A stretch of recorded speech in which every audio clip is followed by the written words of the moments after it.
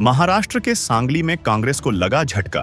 जयश्री पाटिल भाजपा में हुई शामिल। महाराष्ट्र के सांगली में वसंत दादा पाटिल परिवार का एक बड़ा समूह आखिरकार भाजपा में शामिल हो गया है। विधानसभा चुनाव में बागी होकर सांगली जिला केंद्रीय सहकारी बैंक की उपाध्यक्ष जयश्री पाटिल भाजपा में शामिल हो गईं। इससे सांगली की राजनीति में भाजपा को मजबूती मिली है और कांग्रेस के गढ़ रहे दादा परिवार से एक बड़ा समूह पार्टी में शामिल हो गया है। जयश्री पाटिल वरिष्ठ कांग्रेस नेता और पूर्व मंत्री स्वर्गीय मदन पाटिल की पत्नी है। उच्च एवं तकनीकी शिक्षा मंत्री चंद्रकांत पाटिल ने इससे पहले जयश्री पाटिल से उनके निवास पर मुलाकात की थी। उसके बाद जयश्री पाटिल बुधवार को मुख्यमंत्री देवेंद्र फडणवीस, महाराष्ट्र बीजेपी प्रमुख चंद्रशेखर बावनकुले और अन्य नेताओं की उपस्थिति में भाजपा में शामिल हुई। इससे पहले पालक मंत्री चंद्रकांत पाटिल के साथ भाजपा विधायक सुधीर गाडगिल, जिला अध्यक्ष सम्राट महाडिक, जनसुराज्य के समित कदम, भाजपा के शेखर इनामदार,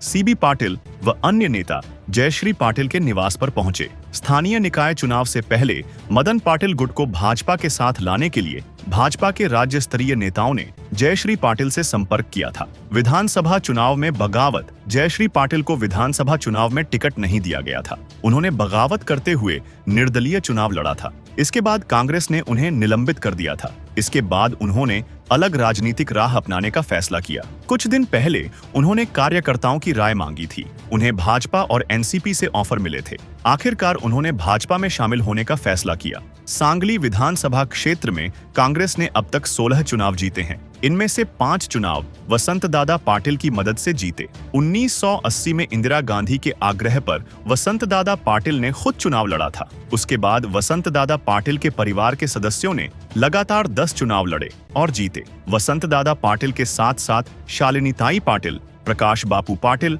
मदन पाटिल, प्रतीक पाटिल और विशाल पाटिल अब तक लोकसभा चुनाव लड़ चुके हैं। सांगली चुनाव में वसंत दादा परिवार का दबदबा 2009 में प्रतीक पाटिल के जीतने के बाद उन्हें केंद्रीय मंत्रिमंडल में राज्य मंत्री बनाया गया। हालांकि 2014 के चुनाव में प्रतीक पाटिल हार गए। उसके बाद 2019 में विशाल पाटिल को कांग्रेस ने लोकसभा का उम्मीदवार नहीं बनाया। सांगली सीट शेतकरी संगठन के लिए छोड़ दी गई। विशाल पाटिल ने 2019 का लोकसभा चुनाव लड़ा। हालांकि इस चुनाव में उन्हें हार का सामना करना पड़ा। 2024 के लोकसभा चुनाव में कांग्रेस को महागठबंधन से सीट नहीं मिली। इस वजह से विशाल पाटिल ने बगावत कर दी और निर्दलीय सांसद चुने गए।